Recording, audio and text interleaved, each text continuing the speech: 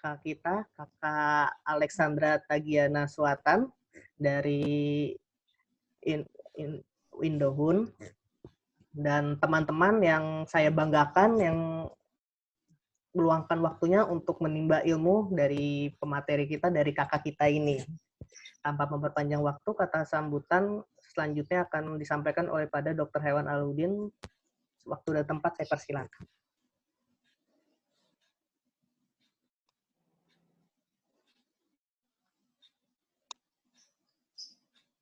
Baik, terima kasih Pak Is. Assalamualaikum warahmatullahi wabarakatuh. Alhamdulillahirrahmanirrahim. Wassalatu wassalamu ala asrofil anbiya wal mursalin wa ala alihi wa sahbihi ajma'in. Amma ba'd. Pertama kita panjatkan puji syukur kepada Allah Subhanahu wa taala, di mana dengan berkah serta rahmat beliau kita masih dalam kondisi sehat walafiat walaupun dengan virtual meeting Zoom hari ini, dan dalam kondisi pandemi di mana walaupun di Aceh kasusnya makin lama makin naik, belum ada penurunan, namun kita semua dalam kondisi diberi kesehatan sehingga kita dapat masuk dan bergabung pada virtual dalam kelas ketiga OHSC ini. Dan tak lupa junjungan kepada baginda Nabi besar Muhammad SAW, di mana dengan adanya beliau kita menikmati indahnya Islam serta menikmati indahnya ilmu pengetahuan. Yang saya hormati kakak nih, Mbak Alexandra Tagiana Suatna Sarjana Gizi. Beliau merupakan dari Indohun, sudah berkenan meluangkan waktunya. Kemarin memang Mbak saya belum ada kontak Mbak kan, ini salam kenal juga. Ini saya baru bergabung di sini dan sekarang sedang dipercayakan untuk jadi program manajer di OHSC Unsia di bawah komando Pak Reja. Dan ini Pak Is, kebetulan karena beliau juga salah satu mahasiswa kami yang aktif dan sudah beberapa kali mengikuti pelatihan THGL dan Student Club. Jadi saya minta tolong ke Pak Is untuk menghandle adik-adik Student Club, di mana yang hari ini pada bergabung ada dari berbagai jurusan dan fakultas di Universitas Syakuala, Mbak. Jadi kita di sini kurang lebih ada dari beberapa fakultas, dari Dr. Hewan, Dokter Gigi, dari pertanian, ekonomi, bahkan ada dari hukum, ada yang dari perikanan, ada yang dari farmasi, MIPA. Jadi memang sedikit heterogen di sini dan dari background berbagai macam ilmu.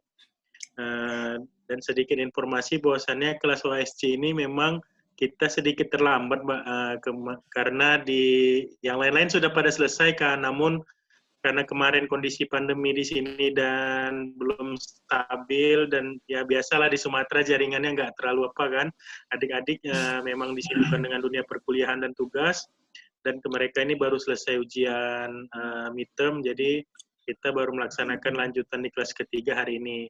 Terima kasih sekali Mbak Alex sudah bisa bergabung dan meluangkan waktu sibuknya, karena memang di mana-mana kami juga di sini agak sedikit sibuk akhir tahun kan, dan Indohun juga pastinya sibuk sedang menyelesaikan laporan dan berbagai kegiatan yang memang sedang deadline di akhir-akhir ini. Jadi pada hari ini saya menyampaikan salam juga dari Dr. Hewan Teguh Reja Firasi selaku Ketua OHSC Unsia. Beliau bertepatan pada hari ini ada agenda lain yang tidak bisa berhadir pada kelas hari ini dan memberikan kata sambutan. Namun salam hangat dan terima kasih sebesar-besarnya yang kami ucapkan dari Pak Reja juga kepada Mbak Alex sudah bisa berkenan hadir pada hari ini. Terutama juga kepada adik-adik sekalian pada OHSC, semoga kelas ini dapat bermanfaat sekaligus menambah ilmu kalian yang dapat bermanfaat untuk baik di dunia kerja maupun di dunia implementasi pendidikan One Health di masing-masing fakultas kalian. Hari ini kita akan membawa tema mengenai komunikasi, yaitu keterampilan yang kamu butuhkan dalam kemitraan multisektor. Nah, nanti Mbak Alex mungkin akan menyampaikan beberapa perihal dan lebih interaktif memberikan beberapa tugas yang dibantu sama Pak Is dari OHSC, di mana nanti adik-adik semua berharap setelah kelas ini dapat bisa memahami bagaimana keterampilan-keterampilan dasar yang bisa kalian butuhkan sebagai ini kalian jadi fasilitator lah untuk bagaimana mengkampanyekan One Health di masing-masing lingkungan, di masing-masing kegiatan adik-adik, baik itu di tingkat keluarga maupun di tingkat fakultas di teman-teman sekitarnya. Baik itu saja, tidak memperpanjang mukadimah karena mengingat waktu. Saya mengucapkan terima kasih kepada semuanya dan kepada panitia setelah melaksanakan kegiatan ini berlangsung dengan baik. Salam hangat dari saya, semoga kita dalam kondisi sehat walafiat semuanya. Assalamualaikum warahmatullahi wabarakatuh. Selamat siang. Terima kasih banyak kepada Dr. Hewan Awaludin. Selanjutnya, saya akan menampilkan share screen tentang CV beliau, kakak kita, panggilannya Kak Alex ya Kak? Jadi Iya, kawan-kawan betul, bisa Pak. menyipanya Kak Alex gitu. Kak Alex.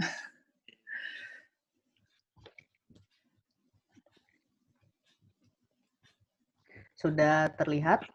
Ya, beliau ini adalah CV dari kakak kita Kak Alex yang merupakan Kak Alex ini lulusan Kesehatan Masyarakat Universitas Indonesia, menamatkan S1-nya, kemudian sekarang sedang menempuh magister tentang manajemen komunikasi di Universitas Indonesia.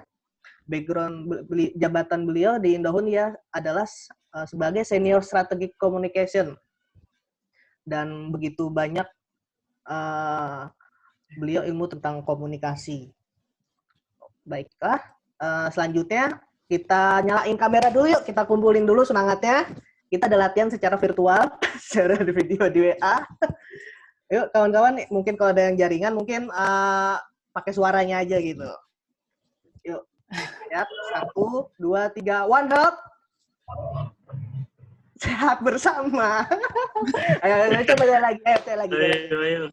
Lagi. Biar kita semangat supaya. Ayo yang belum hidup di kamera boleh. Coba suaranya aja. 1, 2, 3, one health. Sehat bersama. Oke, terima kasih semuanya. Tanpa memperpanjang waktu dan tempat saya persilakan untuk Mbak Alex. Jangan lupa kawan-kawan untuk interaktif, siapkan pulpen dan pensil kertas ya. Sudah saya sampaikan. Terima kasih. Assalamualaikum warahmatullahi wabarakatuh. Iya, halo semuanya, apa kabar? Halo Mbak, salam kenal. Iya, halo, salam kenal. Nama saya Alexandra. Panggil aja Alexandra Selatan. Saya biasanya panggil Alex, jadi bukan Sandra, bukan Alexa, bukan apa-apa. Saya biasanya panggil Alex. Udah kelihatan ya screen sharing saya? Ya, jelas Mbak. Oke. Jadi hari ini vibe-nya saya nggak mau terlalu nggak mau terlalu formal. Maunya benar-benar kayak seseorang sharing sama orang lain. Jadi kayak gitu. Oh ya, sebelumnya saya di sini pakai 2 device ya, teman-teman. Device yang satu adalah untuk menampilkan paparan saya, sementara device yang satunya lagi untuk suara. Karena ternyata di laptop suaranya kayak agak kurang bagus gitu. Jadi saya pakai dua device. Terus yang akan kita pelajari hari ini, bukan pelajari sih, akan saya sharingkan hari ini itu adalah tentang komunikasi. Kenapa komunikasi? Waktu Faiz ngasih TOR tuh sebenarnya Faiz ngirimnya tuh kayak tentang diplomasi segala macam. Sementara diplomasi itu bukan bagian bukan expertise saya gitu. Perkenalan sedikit, nama saya Alexandra, teman-teman bisa panggil saya Alex. Posisi saya adalah Senior Strategy Communication di Indohun. S1 saya di FKM UI, kemudian S2, sekarang saya lagi ngejar S2 di Manajemen Komunikasi di UI. Jadi kalau untuk komunikasi di UI itu di bawahnya FISIP, gitu ya. Terus ground rule saya ketika kita lagi sharing kayak gini adalah teman-teman nggak nyalain video nggak masalah, mungkin karena efek jaringan dan segala macam. Cuman yang saya minta adalah satu, ketika saya tanya harus responsif gitu ya, harus ada yang jawab. Karena kalau misalnya nggak jawab, saya nggak akan lanjut ke slide selanjutnya gitu. Semoga ini bisa menjadi kesepakatan bersama ya. Baik, Mbak. Oke. Saya nggak tahu sebelumnya apakah teman-teman sudah mengetahui One Health itu apa dan lain-lain, apakah tahu Indohun itu siapa dan segala macam, karena belum sempat nanya juga sama Faiz, jadi lebih baik kita refresh dulu kali ya. Jadi saya ada beberapa slide pengantar. Di sini ada yang tahu konsep One Health itu apa nggak? Boleh siapa yang mau jawab? Atau enggak nanti ku panggil loh. Siapa? Aldes bisa tuh, Kak. Yuk, Des. Ayo, Oke, siapa? Kak. One Health tuh apaan sih? Sepengetahuan Aldi saja ya, Kak. Iya. Oke, jadi One Health itu yang dimana kita yang dari kesehatan ini mengedepankan untuk mencapai suatu tingkat kesehatan yang lebih baik Dengan cara? dengan cara kolaborasi. Gitu. Jadi menurut Aldes, One Health itu adalah sebuah konsep, sebuah bidang, sebuah apa?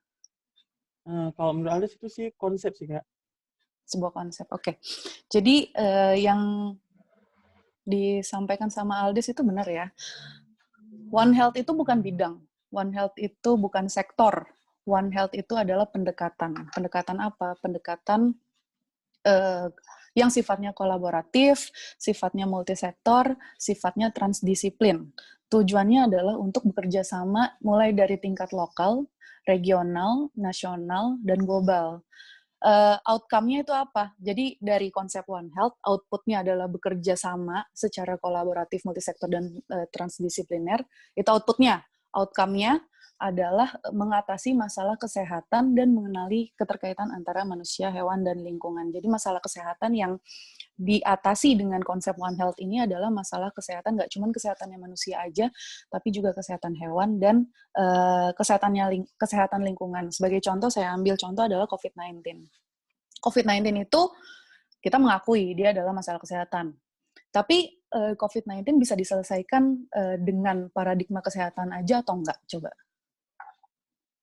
Faiz mungkin. Bisa nggak Faiz?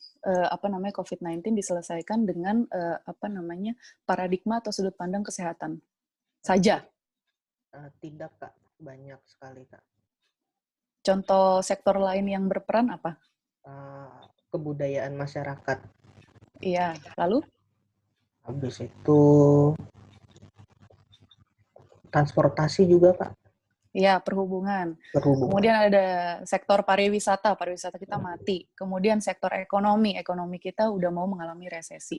Jadi bisa dilihat di sini yang namanya permasalahan kesehatan itu sebenarnya adalah permasalahan yang kompleks yang nggak bisa diselesaikan sendiri-sendiri, nggak bisa diselesaikan oleh dokter doang, nggak bisa diselesaikan oleh ahli kesehatan masyarakat doang. Tapi itulah fungsinya One Health pada akhirnya, konsep di mana kita semua kerjasama secara multisektor dan secara transdisiplin. Maksudnya transdisiplin adalah berbagai macam disiplin ilmu kesehatan masyarakat, disiplin ilmu kedokteran hewan, disiplin ilmu ekonomi, semuanya jadi satu demi mengatasi masalah kesehatan. Jadi semoga semua kita yang ada di sini kita bisa ada dalam page yang sama tentang One Health ya.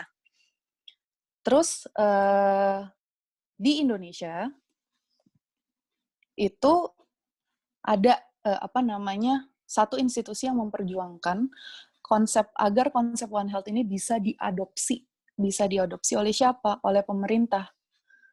Nggak cuma pemerintah, tapi semua sektor yang terkait. Yaitu mungkin teman-teman udah tahu Indohun, Indonesia One Health University Network, di mana Indohun ini dibangun di tahun 2012. Terus di tahun 2014 akhirnya ada 34 fakultas dari 20 universitas yang terdaftar. Jadi Indohun itu keanggotaannya tidak bersifat personal, tapi bersifat kelembagaan. Yang terdaftar di dalam list anggota Indohun itu adalah nama fakultas-fakultasnya. Kalau secara perseorangan yang terdaftar itu adalah nama dekannya. Jadi kalau misalnya dekannya berganti, otomatis nama yang terdaftar di dalam list keanggotaannya Indohun itu juga akan berganti. Di tahun 2015 akhirnya kita punya legal standing atau ADART yang sudah ditandatangani oleh Dewan Pembinanya Indohun. Dewan Pembinanya Indohun itu adalah founding faculty. Jadi sebelum ada 34 fakultas dan 20 universitas, kita tuh ada 4 fakultas yang mendirikan Indohun, yaitu FKM UI, FKH IPB, kemudian FKH UGM, dan FKUGM. Gitu. Nah, teman-teman tadi udah tahu ya, konsep One Health itu apa, dan bagaimana. Sekarang coba kita telaah visi misinya Indohun. Nah, apakah visi misi ini udah sesuai dengan konsep tadi atau belum?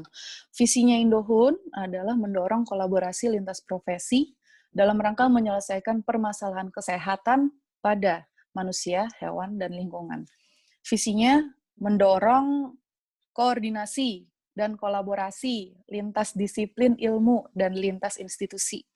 Terus memperkuat koordinasi dan kolaborasi lintas profesi. Kemudian mendeteksi, memprediksi, mencegah, merespon masalah kesehatan manusia, kesehatan hewan, kesehatan lingkungan di tingkat nasional, regional, dan global. Dan yang terakhir adalah membangun platform koordinasi dan kolaborasi di tingkat subnasional, nasional, dan global.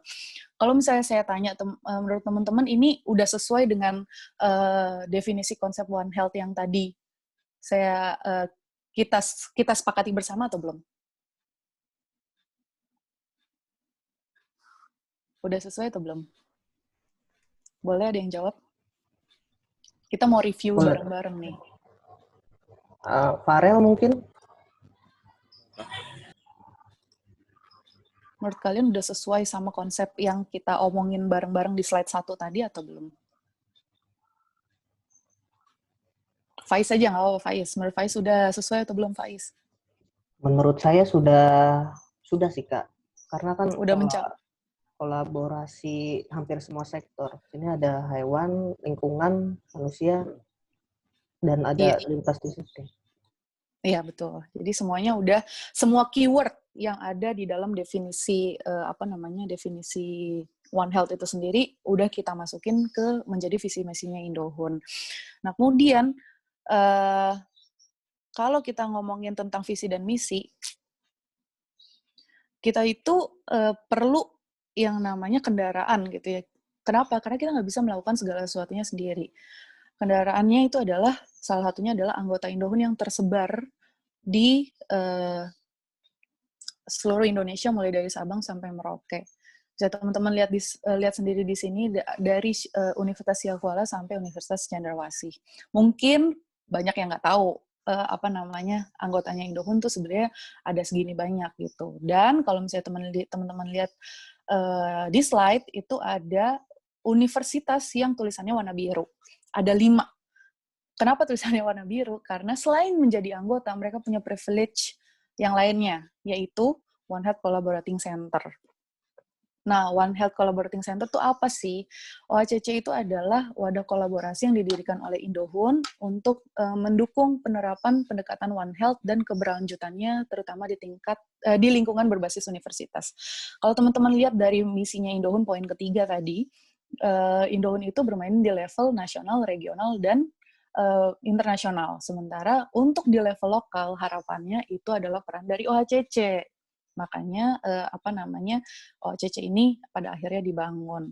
2015 kami membangun OHCC UGM, 2016 kami membangun OHCC Udayana, kemudian 2017 OHCC Airlangga, kemudian 2018 OHCC Unsiah, tempat di mana teman-teman sekarang, dan 2019 OHCC Cendrawasih. Dan saya bisa bilang bahwa OHCC Unsiah itu termasuk yang paling bisa dibilang prestigious juga. Kenapa? Karena sekarang dekannya Pak Reza. Kemudian koordinator OHCC-nya juga Pak Reza. Jadi teman-teman itu punya privilege gitu ya, dibandingin dengan rekan-rekan yang lainnya dengan bergabung di One Health Student Club. Saya bisa bilang bahwa One Health Student Club itu kayak UKM gitu ya, UKM yang membawa konsep One Health, di mana teman-teman diajarkan untuk mengkampanyekan One Health. Maka dari itu peran mini training komunikasi hari ini adalah untuk supaya teman-teman bisa mengkampanyekan pesan One Health itu ke orang-orang yang lain. Begitu. Kemudian ketika kita kemudian ini adalah kemitraan multisektornya dari Indohun. Bisa dilihat ya sendiri. Selanjutnya, skill yang dibutuhkan ketika kita mau mengimplementasikan One Health, mau mengimplementasikan konsep One Health, ada tiga skill yang dibutuhkan, yaitu komunikasi, koordinasi, dan kolaborasi. Jadi 3 komunikasi, koordinasi, dan kolaborasi itu adalah 3 skill utama, itu adalah 3 aspek utama yang harus teman-teman miliki ketika teman-teman akan mengimplementasikan One Health. Nah, hari ini kita akan belajar tentang komunikasi, kita harus tahu ground rules atau aturan dasar dari komunikasi itu apa. Oke, masuk ke komunikasi. Saya mau nanya lagi, ada yang tahu nggak komunikasi itu artinya apa sih? Ayo, boleh dibuka itunya, apa namanya, audionya. Ya, Arianto mungkin.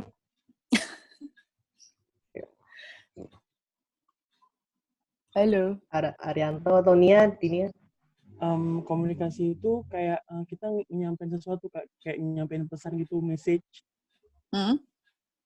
Jadi menurut ini siapa tadi? Aldes ya? Menurut Aldes, komunikasi itu adalah proses penyampaian pesan. Oke. Itu betul, nggak ada yang salah. Ada lagi apa namanya, masukan yang lainnya? Izin menjawab, Kak. Boleh. Komunikasi itu adalah saling bertukar informasi gitu. Jadi ada feedback-nya secara dua arah gitu. Komunikasi adalah proses pertukaran informasi dua arah. Oke. Yeah. Tadi namanya siapa? Namanya siapa tadi? Anissa Joyita. Oh, Anissa Joyita. Oke. Dua orang apa namanya, nggak ada yang salah, nggak ada yang benar ya, semuanya sama-sama benar. Cuman kalau misalnya kita tarik secara etimologi, secara asal kata, komunikasi itu diambil dari bahasa Latin, yaitu komunis. Komunis itu artinya sama, makanya teman-teman kalau misalnya dengar paham komunis, mereka selalu menggaungkan yang namanya jargon sama rasa, sama rata, karena memang arti komunis itu adalah sama, gitu. Kemudian ketika kita tarik garis lagi, komunis itu sama itu kan artinya apa ya, adjektif ya, kata sifat. Sementara komunikasi itu yang kita biasa kenal adalah kata kerja. Ditarik dari kata asalnya itu adalah communicatio, artinya adalah membuat sama. Sehingga arti komunikasi itu adalah proses atau upaya membangun pengertian. Jadi nggak cuman apa namanya, bertukar informasi aja, tapi di sini ada yang namanya membangun pengertian supaya apa? Supaya terjadi kesamaan pemahaman, gitu ya. Jadi ketika kamu berkomunikasi sama orang, nggak cukup sampai kamu menyampaikan ide kamu ke orang lain, atau nggak cukup sampai kamu menyampaikan kampanye kamu ke orang lain, nggak cukup sampai situ. Tapi harus terjadi kesamaan pemahaman. Itu adalah ground rules dari komunikasi. Intinya adalah benang merahnya, we have to be on the same page, gitu ya. Kamu harus ada dalam persepsi yang sama, pemahaman yang sama antara si pemberi pesan dengan si penerima pesannya, gitu. Kita nggak perlulah ngomongin kolaborasi dan koordinasi dulu kalau misalnya cara berkomunikasi kita nggak benar. Kalau misalnya cara berkomunikasi kita justru membuat miscommunication. Jadi memang kenapa komunikasi tadi skill yang saya tunjukin di slide sebelumnya, komunikasi itu kan ditaruh di paling atas. Kenapa? Karena satu, dia adalah basic needs. Semua orang butuh komunikasi sama orang lain. Dan yang kedua, kalau misalnya cara kita berkomunikasi dengan orang lain masih menimbulkan miskonsepsi atau masih menimbulkan miskomunikasi, artinya ya jangan ke kolaborasi dan koordinasi dulu gitu, benerin dulu komunikasinya. Gitu. Kenapa? Karena kalau misalnya kesamaan pemahaman itu sudah terjadi, kolaborasi dan koordinasi itu akan gampang sekali terjadi. Seperti itu ya, teman-teman. Kemudian, berdasarkan keberhasilan komunikasi, komunikasi itu dibagi jadi dua, yaitu komunikasi yang efektif dan komunikasi yang tidak efektif. Kita nggak usah ngomongin komunikasi yang nggak efektif ya. Karena kita mau semua orang ketika teman-teman menyampaikan, mengkampanyekan tentang One Health atau mengkampanyekan tentang apapun, semua orang paham. Nah, komunikasi yang efektif itu apaan sih sebenarnya? Komunikasi yang efektif itu adalah pertukaran pesan yang berhasil. Tandanya, satu, no miskom club ya. Nggak ada yang namanya miskomunikasi. Kesamaan pemahaman itu terjadi antara si pengirim pesan, yaitu adalah kamu, dan si penerima pesan, yaitu adalah followers kamu mungkin kalau di Instagram. Gitu. Kemudian, terjadi hubungan yang baik antara pemberi dan penerima pesan. Artinya apa? Artinya nggak slack gitu ya. Kemudian yang terakhir adalah tercapainya tujuan kamu sebagai pengirim pesan dalam bentuk perubahan perilaku dari si penerima pesan. Contohnya, kamu mau mengkampanyekan tentang anti rokok. Terus habis itu tanda dari kampanye kamu berhasil adalah nggak usah muluk-muluk itu orang nggak berhenti rokok gitu, nggak usah muluk-muluk sampai segitu. Misalnya teman-teman kamu yang kamu kasih kampanye biasanya dia mengkonsumsi 10 batang rokok sehari. Kalau misalnya tiba-tiba dia jadi mengkonsumsi 8 batang rokok sehari, itu sebenarnya juga merupakan perubahan perilaku.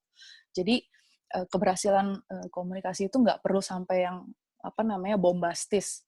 Baby step sedikit pun itu bisa disebut sebagai keberhasilan komunikasi, asalkan apa yang kamu sampaikan diterima dengan baik dan dilakukan oleh penerima komunikasi.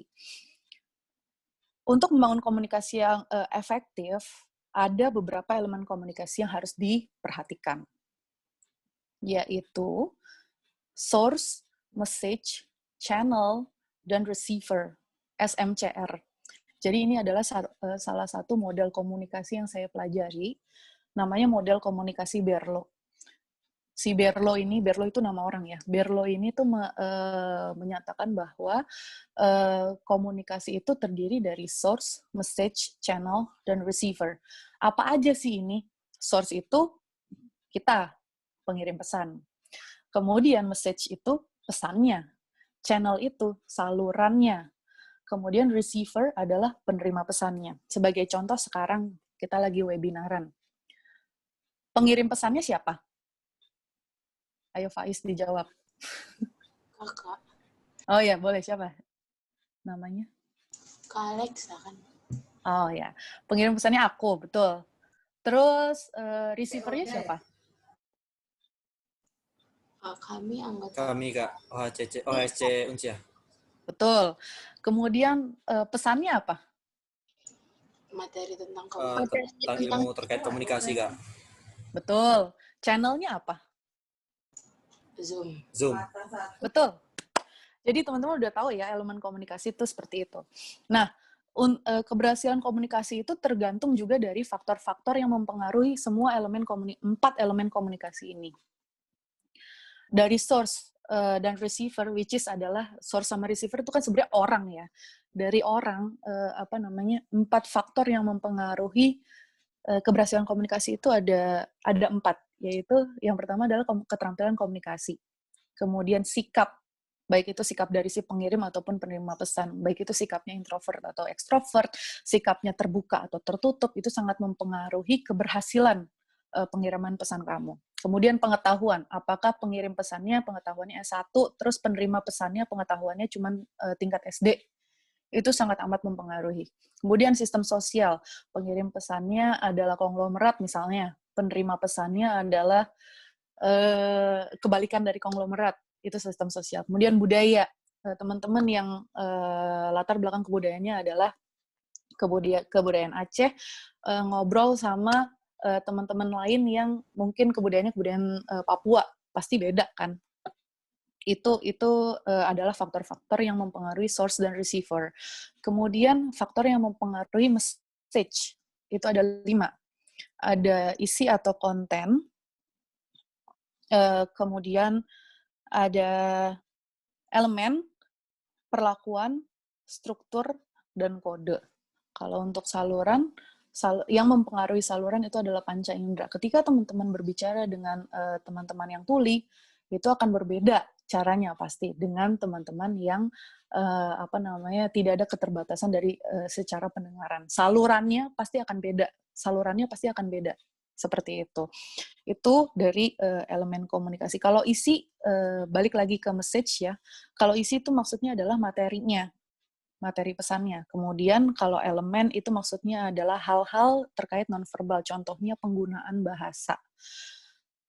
Ketika teman-teman berbicara dengan orang lain yang tinggal di Pulau Jawa misalnya, nggak bisa kita menggunakan bahasa Aceh, bisanya menggunakan bahasa Indonesia. Itu maksudnya dari elemen. Kemudian perlakuan atau treatment, itu maksudnya adalah pengemasan pesannya. Gimana cara kita mengemas pesan tersebut, apakah formal atau non-formal, itu sangat mempengaruhi. Kemudian kalau terkait struktur pesan itu maksudnya SPOK, subjek, predikat, objek, keterangan. Bisa dibalik-balik nggak? Bisa banget dibalik-balik, tapi efektif atau enggak? Itu yang perlu teman-teman ketahui.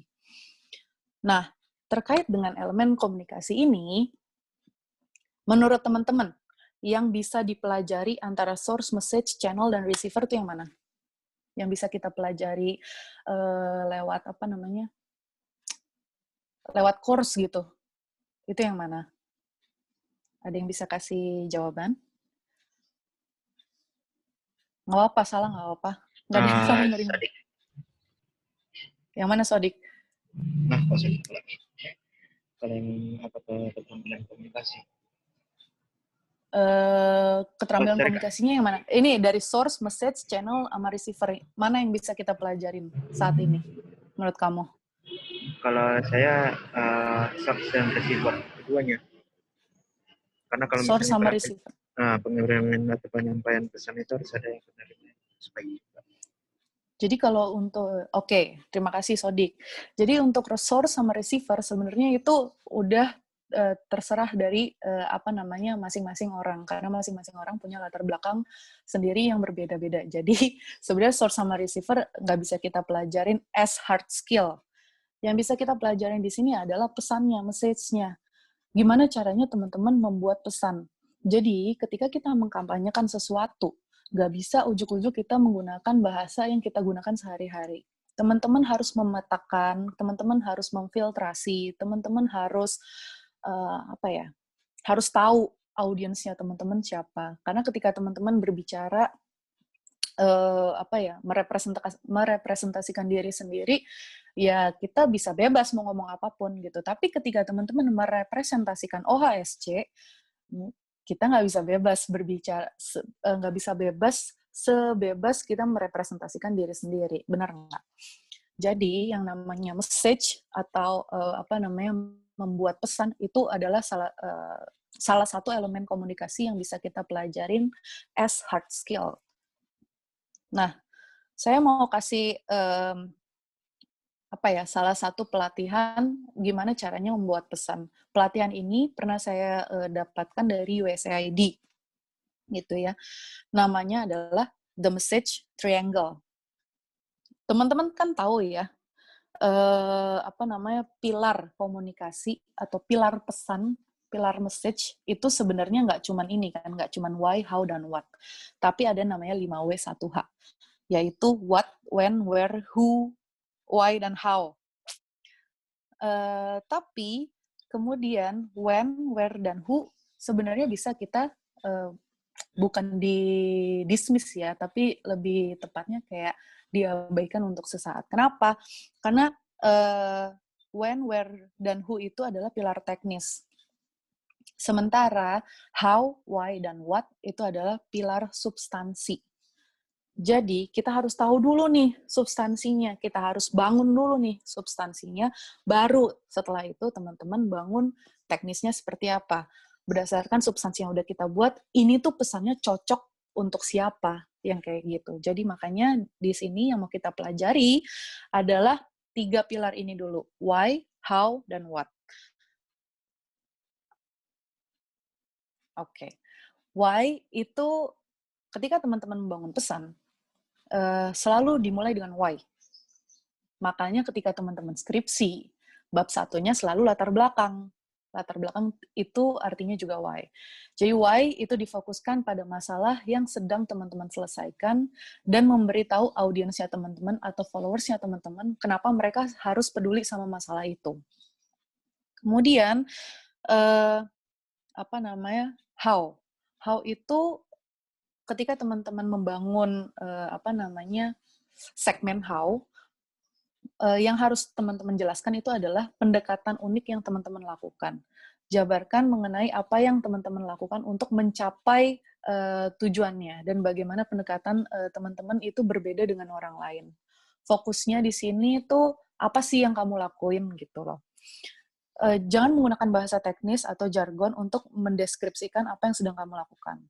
Kemudian untuk pilar yang terakhir atau pilar what, itu tuh teman-teman harus memberikan gambaran terhadap apa yang terjadi kalau misalnya ini berhasil dilakukan. Jadi fokusnya sama hasil, fokusnya sama dampaknya, bukan prosesnya. Jadi fokusnya sama berapa jumlah orang yang di-training, berapa jumlah orang yang yang engage. Anak zaman sekarang istilahnya engagement rate gitu ya. Itu yang justru harus di-emphasize lebih lagi di bagian what.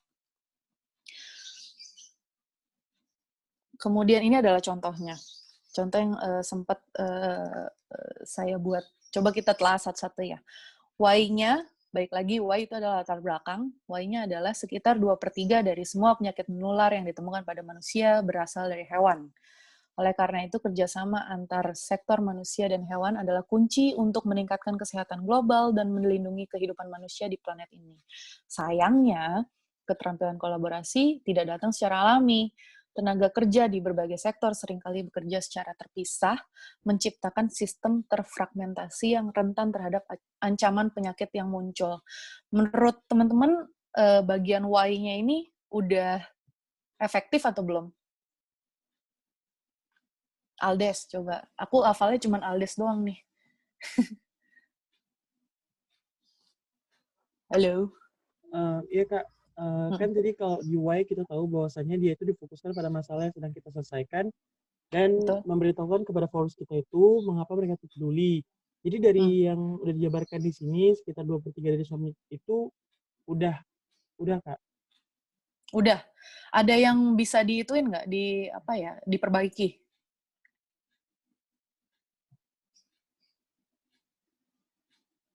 Ada kata yang masih kamu nggak ngerti nggak?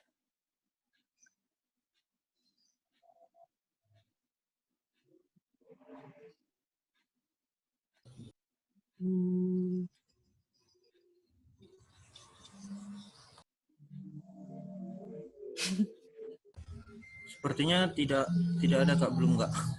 Belum ada ya. Tapi kalau di sini aku bilang sistem terfragmentasi, orang awam tahu nggak itu artinya apa? Sebagian Kak. Sistem yang terpisah. Tapi orang awam, orang awam tahu nggak? Orang awam sepertinya belum Kak. Mereka kalau mungkin untuk dibahasanya mungkin terpisah gitu, dibilang terfragmentasi. Oke, Farel ya namanya ya. Iya Kak. Oke, betul Farel. Jadi sistem terfragmentasi ini adalah frase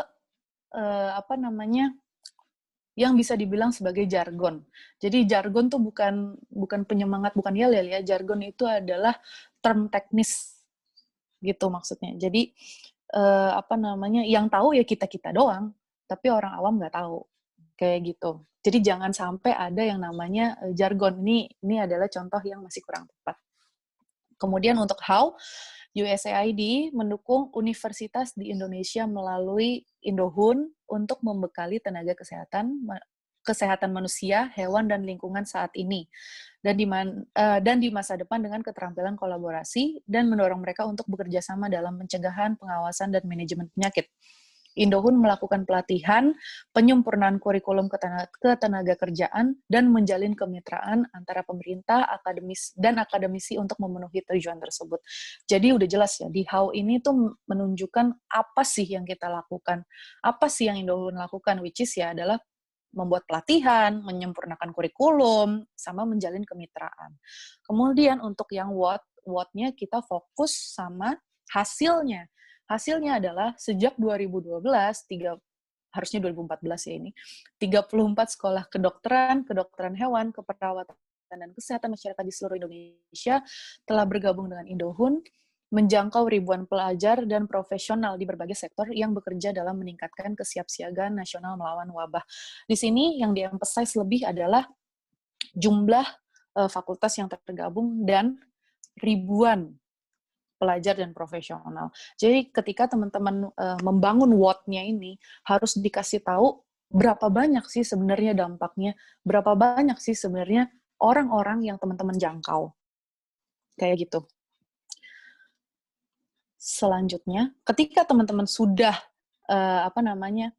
membuat why, how, dan what, semuanya udah benar, semuanya udah di ACC ibaratnya gitu ya. Selanjutnya apa? Selanjutnya teman-teman bikin produk komunikasinya. Jadi why, how, dan what itu belum produk komunikasi ya, itu baru konsep komunikasinya, konsep kampanyenya. Setelah itu, teman-teman bikin produk komunikasinya. Produknya apa aja? Bisa success story, bisa report, bisa press release, bisa video bentuknya, bisa foto, bisa infografis, bisa artikel yang didiseminasikan melalui macam-macam salurannya. Bisa media sosial, bisa website. Kalau misalnya teman-teman bisa menjangkau TV, bagus. Teman-teman bisa menjangkau radio, itu juga saluran komunikasi yang baik. Jadi dari konsep kampanye 3 pilar tadi, what, why, dan how, teman-teman diseminasikan ke produk komunikasinya. Teman-teman bikin success story, atau teman-teman bikin video. Jadi dari konsep komunikasi itu, teman-teman turunin lagi ke storyline, storyboard. Atau teman-teman bikin infografis gitu ya, berdasarkan konsep kampanye yang tadi, itu bisa banget. Jadi dari konsep diturunkan ke produk komunikasi. Setelah produk komunikasinya teman-teman dapat, oh iya, saya mau ngampanyain tentang COVID nih, terus habis itu produknya infografisnya mau saya salurin lewat apa ya? Nah, itu perlu teman-teman kaji lagi audiensnya berdasarkan bahasanya, berdasarkan layoutnya, berdasarkan pemilihan warna, dan segala macam dari infografis itu. Sebenarnya infografis itu menyasar ke orang tua, apa menyasar ke anak muda kayak kita sih? Nah, dari situ teman-teman akan ketahuan, oh kalau misalnya menyasar ke anak muda, ya udah berarti kita salurkan lewat media sosial. Media sosialnya yang mana? Oh, karena dia anak muda, jadinya ke Instagram aja deh. Oh, kalau dia buat orang tua, kayaknya orang tua masih mainnya di Facebook, ya udah Facebook gitu. Jadi benar-benar dari konsep 3 pilar, why, how, dan what itu, teman-teman akan mampu memetakan teman-teman akan pakai produk komunikasi yang mana, teman-teman akan pakai saluran yang mana. Salurannya pun bisa kerucutkan lagi supaya lebih tepat sasaran. Karena tujuan komunikasi, balik lagi ya, ground rules, ada kesamaan pemahaman antara teman-teman selaku pembuat kampanyenya dan audience atau followers, atau apa sih kalau di Facebook namanya kayak followers juga gitu, itu punya kesamaan pemahaman juga dengan apa yang teman-teman kampanyekan itu gitu. Ini tips dan triknya. Jadi yang pertama, kita harus fokus sama hasil daripada memproses. Orang nggak mau baca, saya udah begini. Orang tuh nggak peduli gue, lu mau ngapain, apa sih hasilnya. Orang tuh biasanya peduli sama hasilnya. Berapa nyawa yang diselamatkan, berapa orang yang dikasih makan, berapa banyak hukum yang diubah, atau kalau misalnya di level yang lebih sederhana, berapa banyak orang yang menerima kampanye kamu, yang kayak gitu.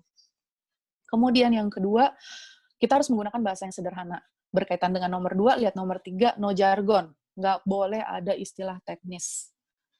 Karena, balik lagi, belum tentu semua orang tahu. Kalau misalnya orang tersebut nggak tahu jargon yang kamu maksud, artinya apa? Artinya ada miskomunikasi, sehingga tidak terjadi komunikasi yang efektif. Makanya itu, tips dan trik nomor 2 dan nomor 3 itu harus banget dilakukan. Jadi teman-teman, triknya di situ ya. Menurut kita, kayaknya nih bahasa udah sesuai deh. Ini kayaknya semua orang tahu deh ini artinya apa. Tapi ternyata begitu kita diseminasi ke orang lain, loh ini artinya apa gitu. Orang yang lain nggak ngerti gitu maksudnya. Kemudian yang nomor 4, no abbreviations. Maksudnya adalah jangan ada singkatan-singkatan yang jadi YG, terhadap jadi THD gitu. Itu nggak boleh ada. Kemudian berbeda dari yang nomor 4, nomor 5 adalah keep it short.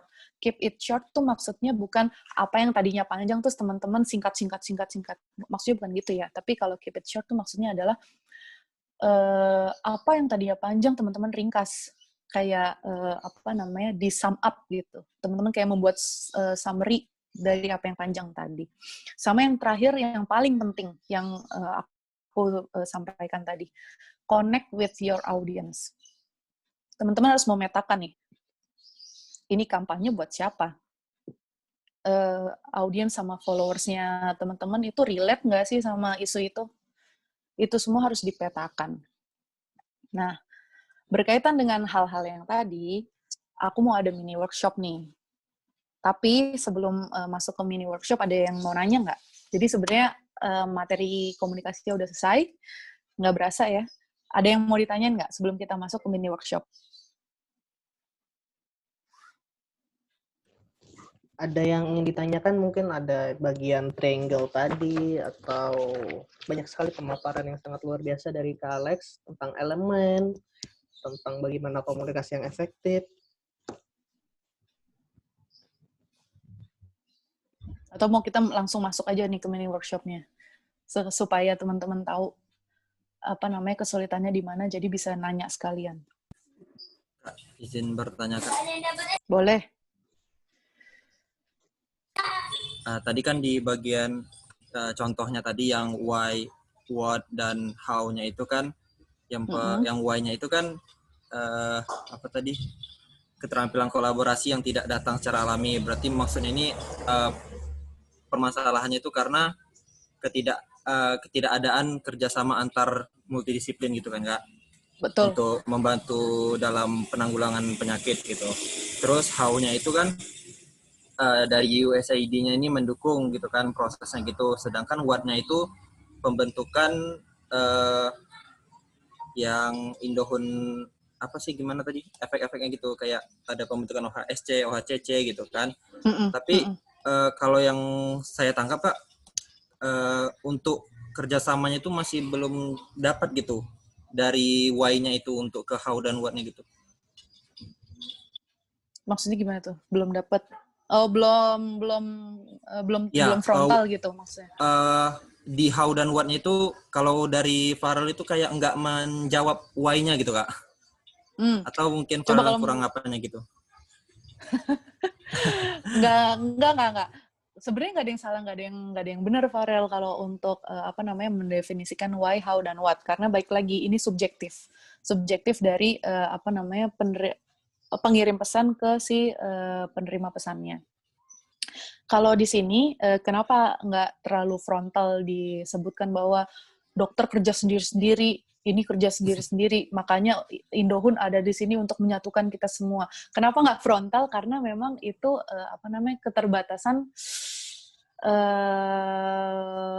ketentuan branding dari USAID gitu. Nah, itu juga perlu diperhatikan. Apakah ada keterbatasan branding, kalau misalnya OHSC ya, apakah ada keterbatasan branding dari OHCC? OHCC membatasi atau enggak nih teman-teman untuk ngomong secara frontal? Itu teman-teman juga perlu tahu. Seperti itu. Kenapa? Karena ketika kita sudah, balik lagi ya, merepresentasikan sebuah institusi, kita nggak boleh sembarangan ngomong. Beda kalau kita merepresentasikan diri sendiri. Sembarangan, mau pakai kata-kata yang kayak gimana, supaya nusuk ke teman yang lain atau nusuk followers yang lain, itu terserah. Karena baik lagi kita merepresentasikan diri sendiri. Tapi kalau udah merepresentasikan OHSC atau OHCC atau yang lebih tinggi lagi Universitas Yahukuala, kita nggak boleh asal membentuk si Y-nya ini gitu, Farel. Makasih, Kak. Oke. Ada lagi? Kalau misalnya nggak ada, kita masuk aja nih langsung supaya teman-teman bisa menjadi agen komunikasi. Siapa tahu mau kerja di bidang komunikasi kesehatan juga. Izin bertanya, Kak. Boleh.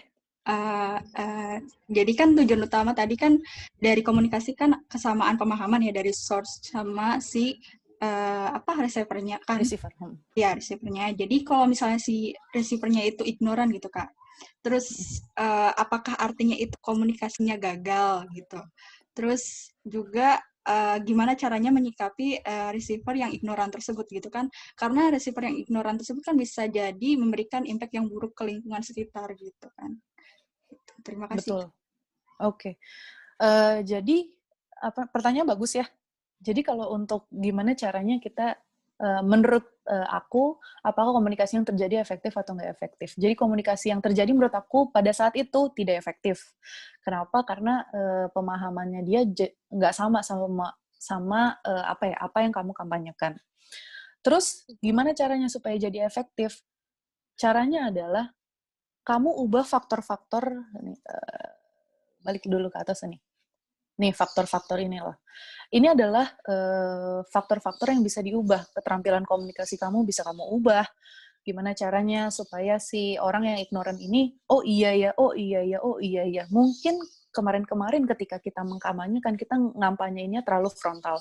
Atau terlalu menyalahkan si orang ini. Atau bahasanya terlalu, gimana ya, orang tuh kan nggak seneng ya disalah-salahin. Orang tuh senengnya dipuji-puji gitu.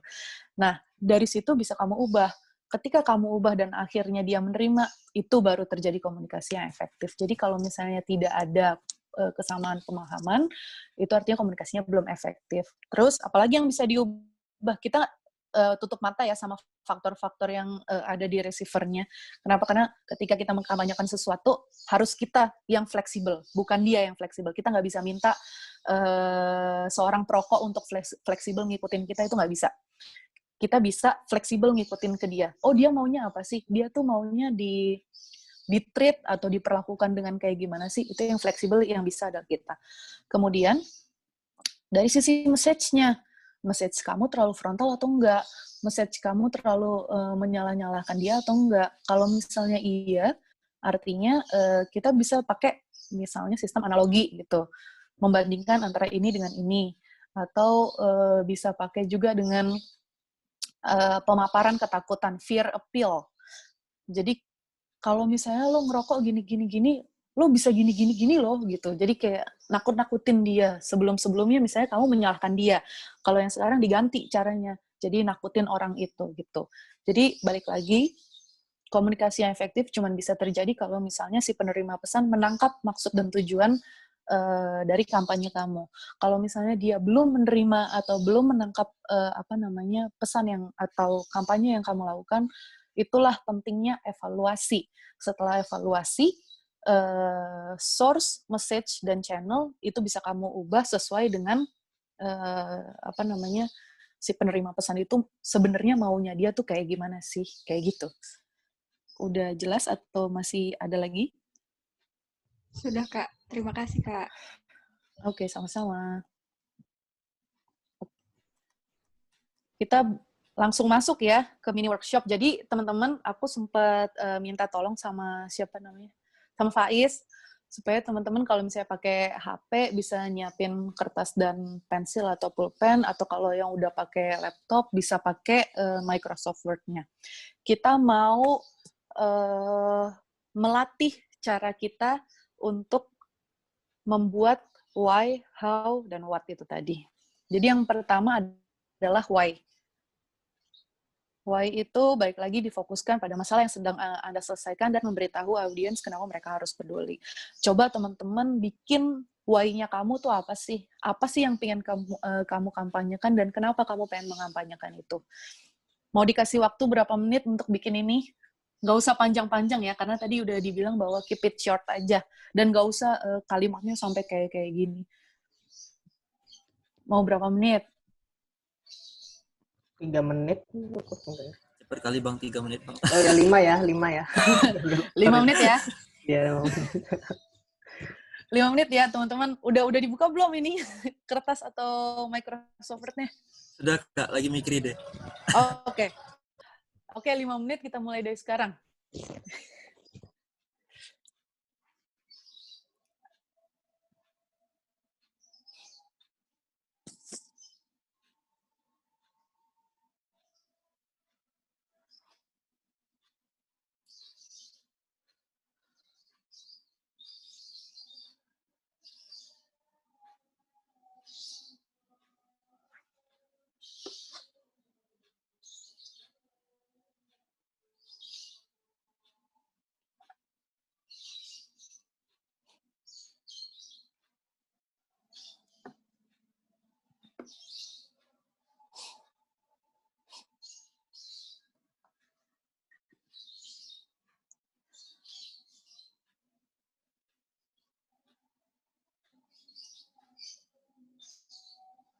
Diingat, jangan kepanjangan, jangan ada jargon, bahasanya sederhana.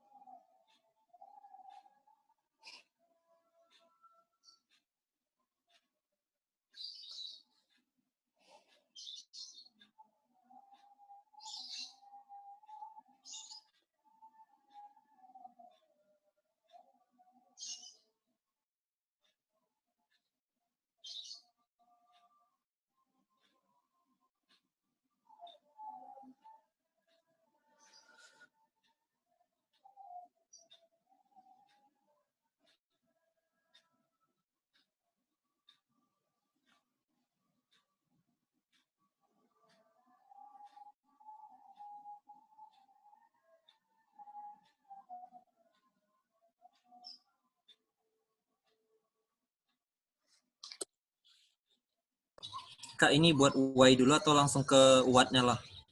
Why dulu. Why dulu, oke Kak. Udah jadi ya, Farel? Belum, Kak. Oh ya, oke.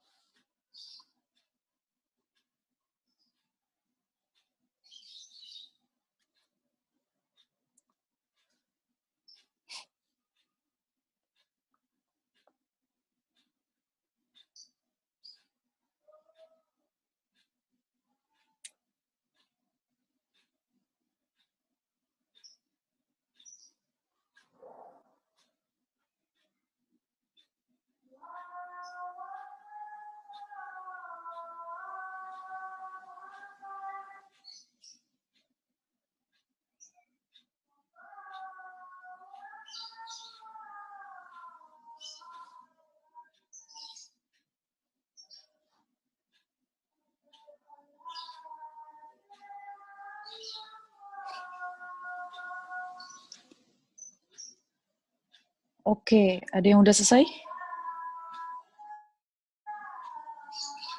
Dan bisa share mungkin why-nya apa? Farel boleh coba, Kak? Boleh. Langsung diucapkan aja, Kak? Iya, langsung diucapin aja. Kalau why yang Farel ambil itu, keterbatasan pendidikan anak-anak di Indonesia menjadi kendala yang berpengaruh besar dalam kemajuan negara. Itu aja, Kak. Apa namanya? Kendalanya apa? Kurangnya di situ ya. Kendalanya apa? Maksudnya, ya? Jadi ketika kamu merumuskan why, itu harus tangible. Tangible maksudnya nyata. Kendalanya apa? Gitu. Oh, berarti kayak memberi contoh kasus gitu satu sedikit juga. Bisa Kak. Kayak kamu bikin latar belakang skripsi atau latar belakang penelitian. Kan sebenarnya kita harus harus mengkaitkan konsepnya itu dengan fenomena yang terjadi itu apa, kayak gitu. Jadi fenomena itu maksudnya apa sih yang sedang terjadi terkait dengan pendidikan, konsep pendidikan yang sedang kamu omongin tadi gitu. Cukup jelas nggak nih? Oke. Ada yang lain selain Farel? Faiz bikin nggak, Faiz? Buat Kak, kalau punya Faiz itu banjir dapat menjadi tempat sumber penyakit, salah satunya DBD.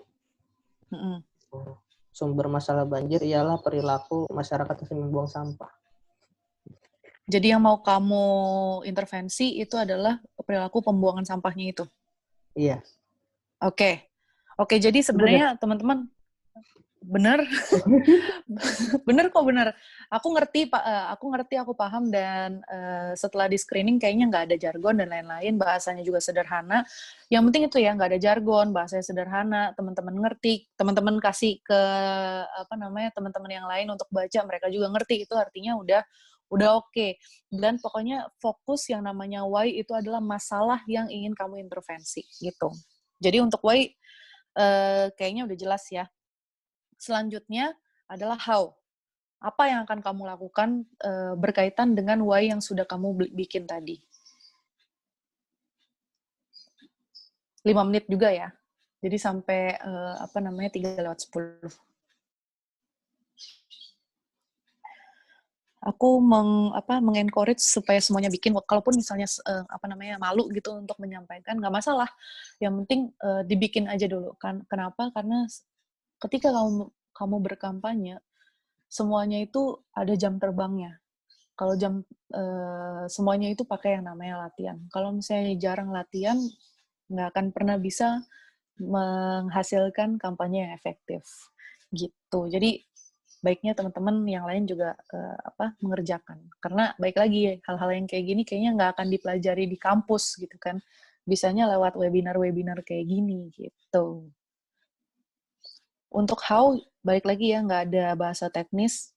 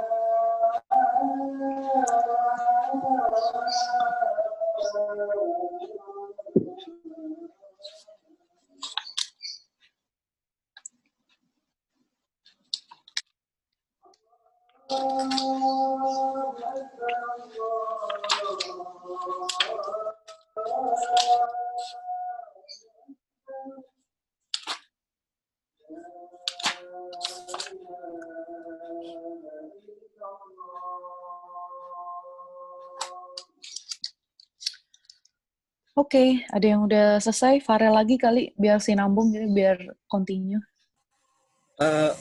Farel kayak mana ya Kak?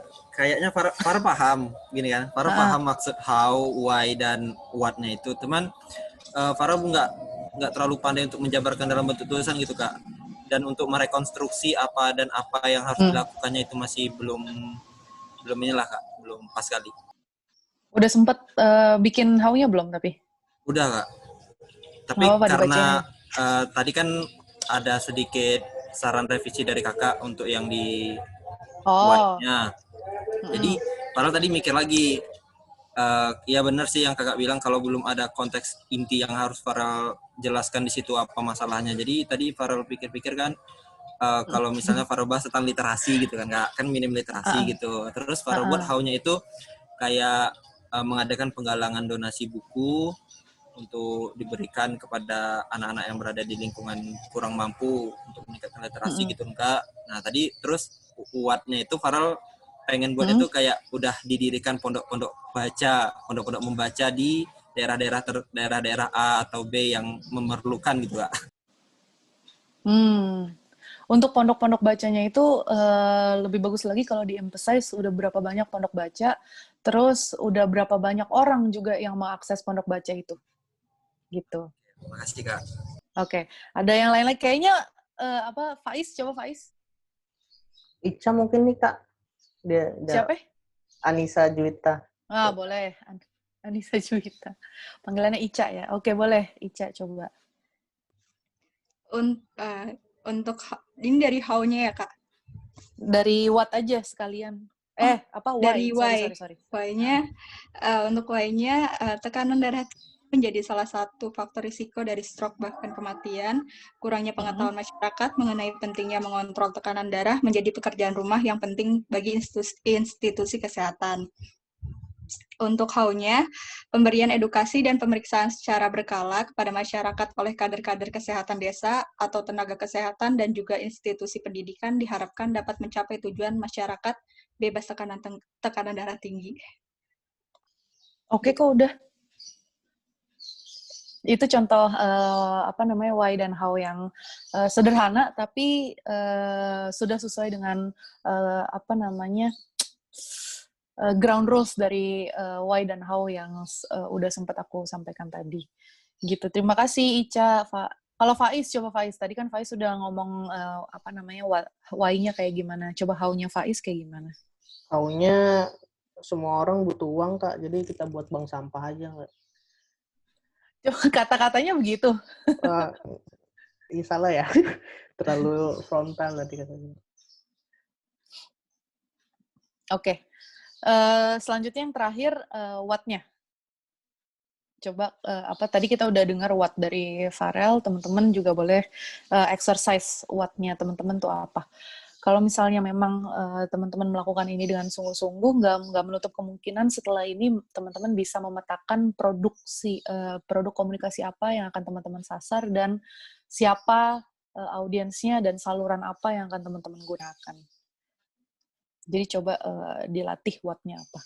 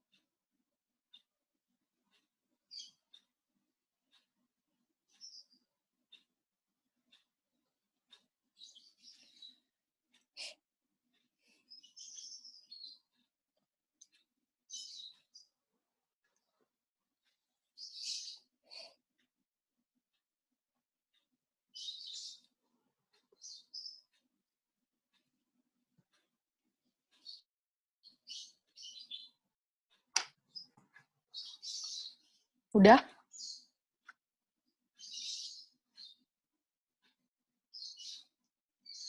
Oke. Kita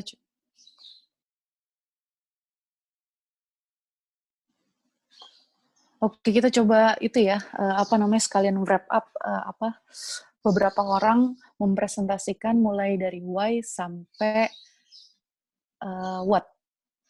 Coba kita mulai dari Faiz dulu, kasih contoh Faiz.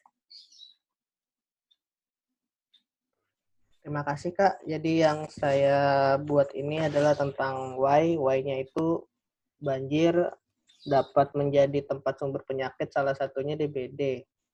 Yang menjadi sumber utama penyakit, menjadi sumber masalah banjir itu adalah tidak dapat perilaku masyarakat yang tidak membuang sampah pada tempatnya. How-nya untuk didirikannya bank sampah karena selain dapat mengubah perilaku, orang juga akan mendapatkan penghasilan sedikit. Wattnya itu dengan bank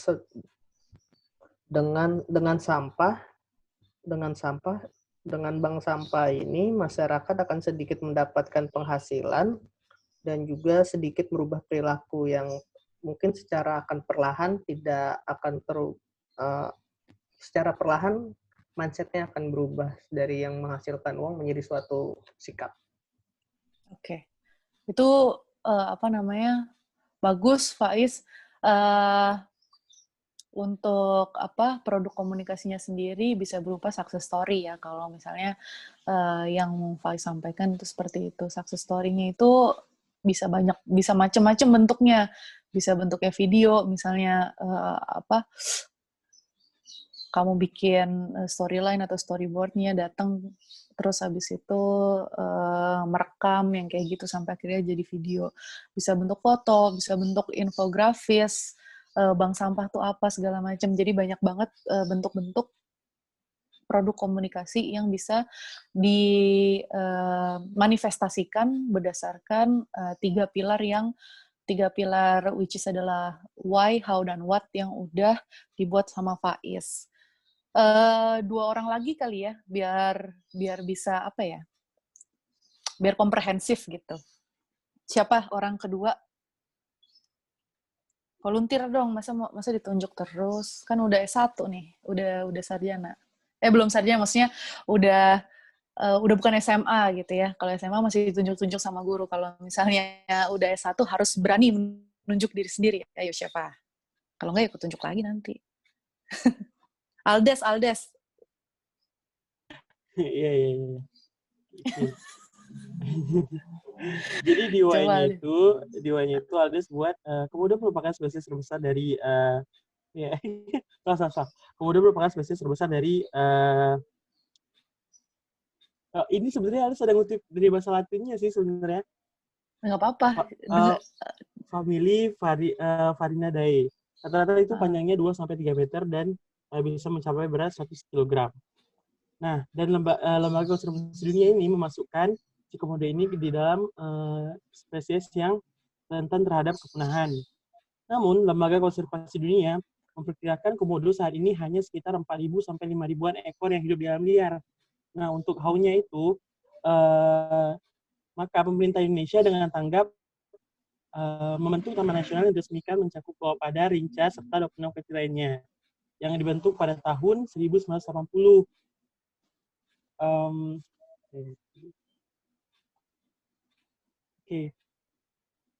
What-nya? Dan juga membentuk suatu undang-undang tentang larangan pemburuan dan jual beli komodo.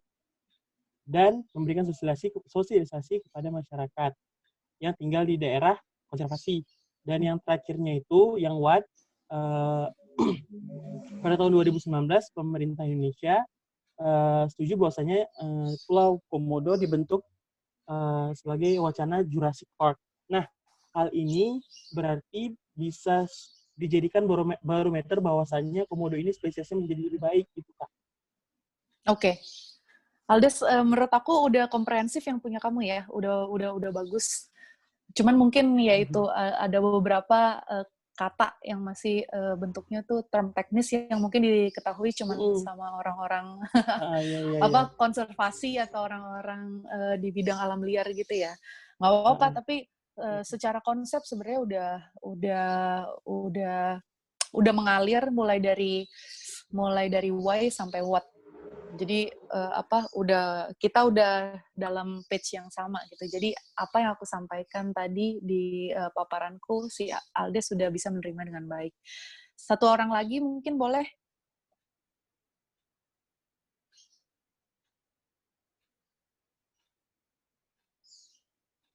Aku tunjuk aja ya, Mas Arianto. Ada nggak nih orangnya? Yuk Pak Ben. Arianto.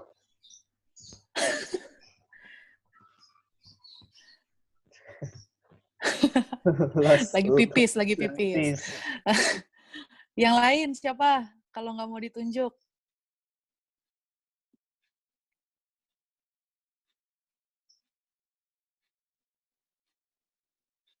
Ayo. Ica mungkin udah. Ica udah tadi Bang. Oh, udah Farel teh. Farel juga udah, Farel udah Bang. Tifa Nia. Coba Kak. Oke.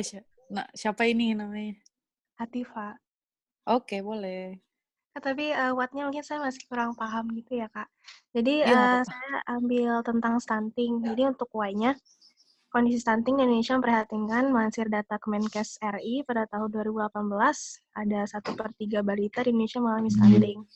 Terus Riskesdas atau Riset Kesehatan Dasar 2018, angka stunting sebesar 30,8%. Kondisi ini dipengaruhi oleh kurangnya pengetahuan masyarakat akan asupan gizi seimbang. Mungkin untuk bayi dan ibu hamil gitu ya. Kemudian untuk how-nya, itu membuat sebuah desa binaan gitu Kak, sebagai desa percontohan bebas stunting dengan menerapkan kerjasama lintas sektor. Kemudian untuk what-nya, ini melalui desa binaan bisa menjadi desa percontohan dan mampu ditiru oleh desa lain dan bisa menurunkan angka stunting, khususnya untuk di Aceh. Ya oke. Terima kasih banyak Atifa. Jadi semuanya juga sama udah mengalir juga, cuman balik lagi untuk yang how-nya masih kurang di-emphasize. Nggak apa-apa, namanya juga masih belajar. Jadi lebih di-emphasize lagi, lebih dielaborasi lagi. Kemudian untuk yang terakhir untuk what-nya, angkanya juga belum ketahuan. Jadi ketika kamu bikin ini sebenarnya kan nggak bisa ngarang ya, cuman kan kita sekarang lagi ngarang. Jadi kalau untuk bikin what, yang baik adalah ketika kita bisa atau ketika kita berhasil menunjukkan angkanya itu sebesar apa sih. Contohnya, terus kemudian untuk yang di bagian why tadi Atifa bilang sepertiga itu kan sebenarnya kecil ya. Tapi kalau misalnya yang di showcase adalah angka nasional misalnya 200.000 atau berapa ratus ribu balita mengalami stunting dan segala macam, itu orang akan jadi lebih aware lagi sama isu yang kamu bawa gitu. Jadi sepertiga itu masih jargon, orang-orang kayak masih belum paham nih sepertiga tuh apaan, seberapa gitu. Sementara kalau misalnya Atifa bilang 200.000, 500.000, orang tuh langsung, wah anak gue gimana ya, kayak gitu. Seperti itu. Iya, sama-sama. Jadi teman-teman segitu aja presentasi atau paparan dari aku terkait dengan komunikasi. Nanti selanjutnya mungkin kita bisa belajar tentang kolaborasi, kita bisa belajar tentang stakeholder analysis di kemudian hari, terkait juga dengan kemitraan. Tapi untuk komunikasi udah cukup sampai sekian. Semoga setelah ini teman-teman bisa menjadi agen komunikasi dari konsep One Health yang baik. Nggak cuma itu, teman-teman juga bisa mengkomunikasikan apapun yang ingin teman-teman komunikasikan dengan lebih baik. Karena kan sekarang orang udah mulai sadar terkait dengan self branding. Semoga tadi apapun yang aku sharingkan bisa berguna untuk self branding teman-teman sendiri juga sebagai representasi gitulah dari fakultas yang teman-teman bawa sekarang gitu. Sekian Faiz, balik lagi ke Faiz. Terima kasih. Ya, terima kasih banyak Kak Alex, pemaparan yang sangat luar biasa. Ini sangat berkaitan sekali dengan peran kita sebagai agen dari One Health untuk dapat melakukan komunikasi yang baik. Baiklah, saya akan summarize atau rangkum sedikit dari pemaparan Kak Alex. Yang pertama adalah tentang komunikasi. Di sini poinnya adalah persamaan persepsi antara penerima dan receiver yang menerima. Terus dalam di One Health sendiri ada namanya komunikasi, koordinasi, dan kolaborasi, yang dimana komunikasi ini merupakan hal yang paling utama, karena koordinasi dan kolaborasi akan mengikuti jika komunikasinya sudah baik. Terus ada elemen dari teori dari Berle, yaitu tentang source, message, channel, and receiver, di mana keempat elemen ini merupakan menjadi peran yang vital dalam menyampaikan komunikasi yang efektif. Selanjutnya yang baru saja kita kerjakan yaitu tentang triangle, yaitu ada how, why, dan what. Ini merupakan konsep yang harus kita buat sebelum nanti hasilnya adalah sebuah produksi dari komunikasi itu berupa video, infografis, dan yang lainnya. Itu saja yang dapat saya rangkum. Mungkin dari kawan-kawan ada, atau dari dokter awal ada kata-kata. Oke. Itu saja dari saya. Saya mohon maaf bila ada salah-salah kata tadi atau salah-salah sikap, karena saya emang santai, karena kita bawanya santai ya. Itu santai aja. Terima kasih Kak Alex juga atas sharingnya juga. Semoga bisa menjadi apa ya bahasanya ya. Semoga nggak bosen. Ya, semoga nggak bosen. Bosen nggak? Amal interaktif. Nggak seru. Jadi amal buat Mbak Alex terasa sharing ilmunya.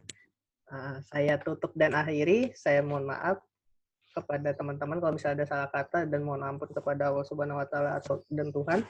Assalamualaikum warahmatullahi wabarakatuh. Waalaikumsalam. Waalaikumsalam warahmatullahi wabarakatuh. Terima kasih Kak Alex. Terima kasih Kak Alex. Terima kasih Kak. Oh iya kawan-kawan, isi absen dulu ya di link chat. Terima kasih. Lupa baru di-share.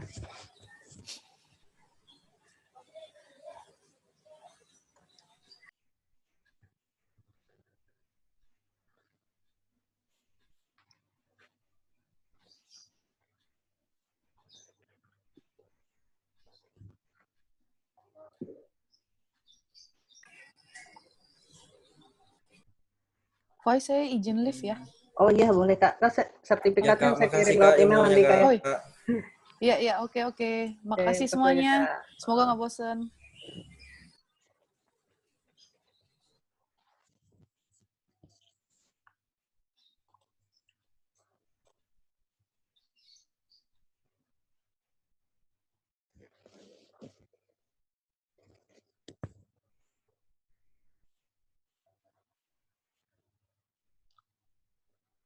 Diisi dulu ya link absennya. Lalu